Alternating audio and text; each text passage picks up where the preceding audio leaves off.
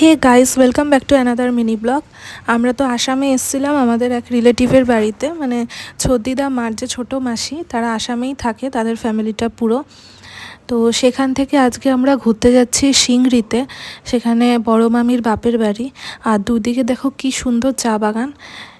এখানের মানে প্রাকৃতিক সৌন্দর্য তো জাস্ট বলার কথা নেই, এত সুন্দর। দুদিকে চা বাগানের মাঝখানে রাস্তা, আর যে গাড়ি চালাচ্ছে দেখলে তোমরা, সে হচ্ছে বান্টি মামা, মানে ছোট মামা। আর সেখানে আমরা যেখানে যাচ্ছি সেখানে একটা মন্দিরও রয়েছে। মন্দিরটা শিবের মন্দির, গুপ্তেশ্বর মন্দির বলা হয়। তো এই মন্দিরটার পিছনেও অনেক হিস্ট্রি আছে। তোমরা সাথে থাকো, তাহলে আস্তে আস্তে সব কিছুই জানতে পারবে। পুরো পাহাড়ের মাঝখানে মন্দিরটা, আর ব্রহ্মপুত্র নদীর জল শিব ঠাকুরটা যেখানে রয়েছে সেইখানটাতেও রয়েছে। তো শিব ঠাকুরটাকে দেখা যায় না, শিব ঠাকুরটা জলের মধ্যে ডুবে থাকে, ওই জন্য নাম হচ্ছে গুপ্তেশ্বর।